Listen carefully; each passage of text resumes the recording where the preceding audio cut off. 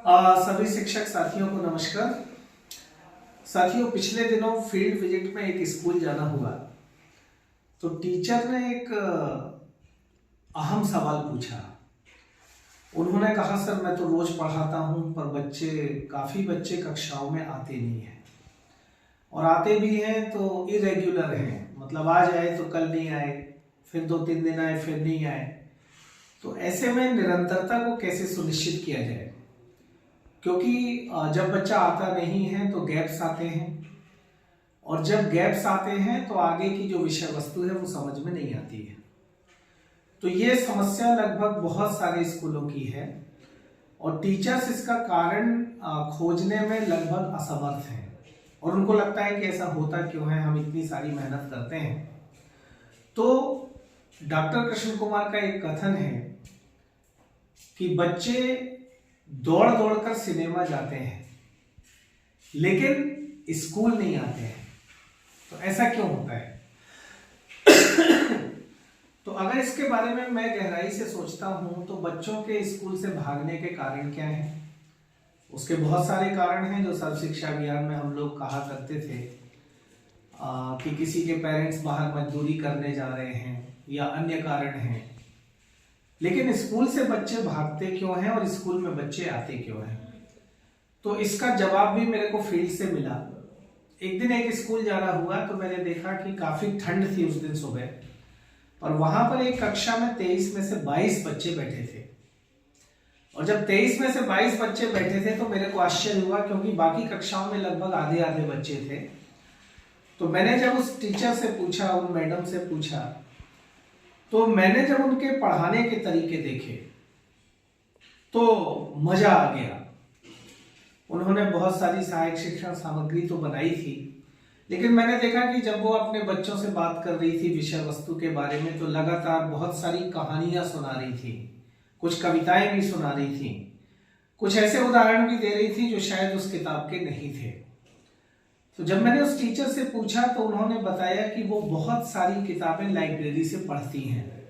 Even घर में भी उनके यहाँ एक लाइब्रेरी है और उन्होंने बहुत सारी किताबें अपने प्रोफेशनल डेवलपमेंट के लिए इकट्ठी की हुई है। तो पहला एक इशारा हुआ कि एक शिक्षक जो है उसके अंदर विविधता होना बहुत जरूरी है। केवल किताब से काम नहीं चलेगा, क्योंकि किताब तो हमारे पास भी है, बच्चों के पास भी है, और जो लिखा हुआ है केवल उसको सामने वाले को बता देना, मतलब एक जानकारी का केवल ट्रांसफर कर देना बच्चे के स्कूल आने के लिए पर्याप्त नहीं है। तो कक्षा का वातावरण रोचक बनाना बहुत जरूरी है, और हर विषय वस्तु में बच्चों से संवाद करना बहुत जरूरी है, और संवाद उन बच्चों से करना जरूरी है जो ज्यादातर स्कूल से भागते हैं। तो जो हमारी सीखने सिखाने की प्रक्रिया है वो एक पक्षी ना हो। जैसा कि अक्सर पहले होता था, मैंने देखा कि एक शिक्षक आते थे, वो अपना लेक्चर देते थे और काफी बच्चे सुनते रहते थे, लेकिन वो 40 मिनट बड़ी मुश्किल से गुजरता था। लेकिन कुछ मैंने टीचर्स ऐसे अपने लाइफ में देखे कि जहां पर समय का पता ही नहीं चला, क्योंकि वो पूरी क्लास को अपने अंदर क्या कर लेते थे, समाविष्ट कर लेते थे। और समाविष्ट कैसे कर लेते थे? वो बहुत तरह के उदाहरण दिया करते थे, बहुत तरह की चीजों का प्रदर्शन किया करते थे, और वो शिक्षा को हमारे जीवन से जोड़ते थे।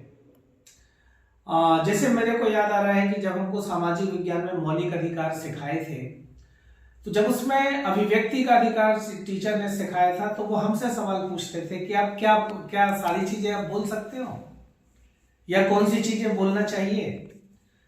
समानता के अधिकार में वो हमसे पूछते थे कि क्या समाज में समानता है, और यदि समानता नहीं है तो किस किस तरह की समानता नहीं है। गणित में एक शिक्षक मैंने देखा कि वो इस तरह के शिक्षक थे कि बाकी शिक्षकों ने तो क्या किया था कि प्रश्नावली हमसे क्या कराई थी, सॉल्व कराई थी, पूरे प्रश्नों के उत्तर सॉल्व कराए थे। लेकिन एक ऐसे टीचर मिले थे जिन्होंने हमसे कहा था कि प्रश्नावली बनाओ। उन्होंने हमसे गणित की एक प्रश्नावली बनवाई थी। तो मेरे को अच्छे से याद है कि हमको प्रश्नों के उत्तर निकालने में जितनी कठिनाई नहीं हुई, उससे ज्यादा हमको सोचना पड़ा था जब हमने प्रश्न बनाए थे। तो इस तरह से बहुत सारे शिक्षक ऐसे जीवन में आए जिनके कारण स्कूल जाने का मन होता था। कुछ शिक्षक ऐसे भी आए जिन्होंने स्कूल के वातावरण को बहुत रोचक बना दिया। कई बार वहां पर ऐसा प्लांटेशन कराया, इतने हरे भरे पौधे लगाए, इतनी अच्छी पेंटिंग्स कराई कि स्कूल जाने का मन होता था, स्कूल अच्छा लगता था।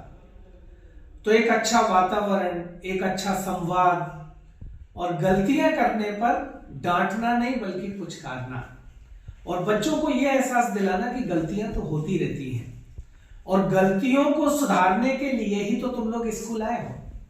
अगर आपसे सब बनता होता तो स्कूल आने की जरूरत क्या थी।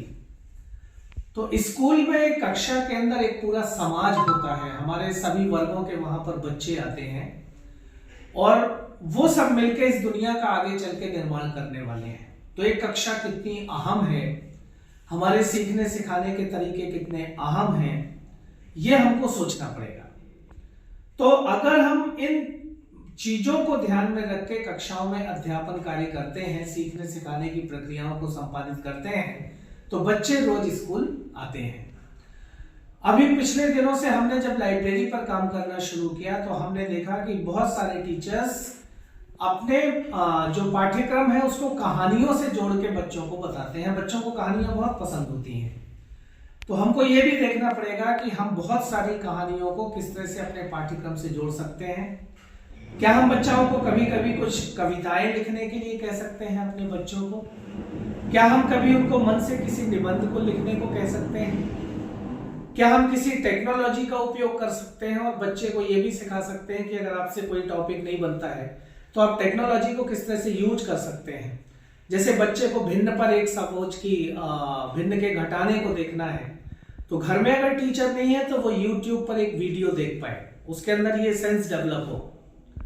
हमारे बच्चे के अंदर सपोज कि हम हिंदी पढ़ा रहे हैं, तो हिंदी पढ़ाने के साथ साथ हम उसको हिंदी के कुछ शब्द अंग्रेजी में बताएं जिससे उसका शब्दकोश बढ़े, और हमारे सारे बच्चे कक्षा में मिलके काम करें, टीम के रूप में काम करें, और हम बच्चों को यह एहसास दिलाएं कि वो किसी ना किसी क्षेत्र में अच्छा काम कर सकते हैं, आगे बढ़ सकते हैं। और जब इस भाव के साथ हमारे शिक्षक पढ़ाएंगे तो निश्चित रूप से आप मानिए कि हमारी कक्षाओं में बच्चे आएंगे। और जब कोई बच्चा सपोज कि 2 दिन नहीं आता है और तीसरे दिन अगर बच्चा आता है तो कई बार हमारे कई टीचर्स उसको डांटते हैं। वो उसको डांटने का समय नहीं होता है, वो उससे पूछने का समय होता है कि वो स्कूल क्यों नहीं आया, और उसको ये भरोसा दिलाने का समय होता है कि किसी जरूरी काम के कारण अगर वो स्कूल नहीं आया है तो हम उसकी क्षतिपूर्ति करेंगे और हम उसको सिखाएंगे। लेकिन बच्चे को साथ में ये भी एहसास होगा कि स्कूल आना कितना जरूरी है। तो बच्चों को बहुत लाड़ प्यार के साथ, बहुत संयम के साथ, बहुत धैर्य के साथ सिखाना है और खुद भी सीखना है। जब हम लगातार सीखेंगे एक शिक्षक के रूप में, तभी हम बच्चों को सिखा पाएंगे। और एक मूल सवाल है कि अगर हम बहुत सारी किताबें नहीं पढ़ते हैं तो फिर हम शिक्षक कैसे हैं? फिर हमारे जो कक्षा में जो हम रेफरेंसेस देते हैं, उदाहरण देते हैं, वो कैसे बदलेंगे? कक्षाएं कैसे रोचक होंगी? तो इसलिए पढ़ना बहुत जरूरी है। तो इसलिए इस नए साल 2024 में सभी टीचर से आग्रह है कि वो नई नई किताबों को पढ़ें, लाइब्रेरी में जाएं और बच्चों को नई नई घटनाओं, नए नए उदाहरणों से उनकी विषय वस्तु को स्पष्ट करें, तब हमारे बच्चे कक्षाओं में आएंगे। So thank you so much दोस्तों, बहुत बहुत धन्यवाद।